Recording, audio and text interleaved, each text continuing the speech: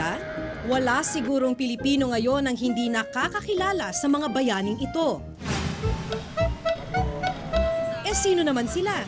Hindi ko kilala. Pero nilagay lang po siya dyan, hindi namin Nilagay alam. lang po siya dyan. Okay, sino yan? Si Sakay. Sino si Sakay? Hindi ko nga alam eh. Siya si Macario Sakay, isang Pilipinong general at miyembro ng Katipunan.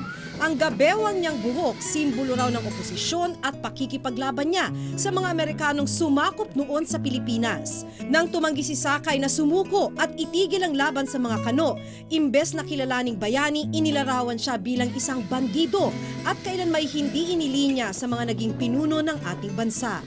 Nung sumrender na o sumuko na si Aguinaldo at nagpalabas na ng kautusan na magsisuko ng lahat.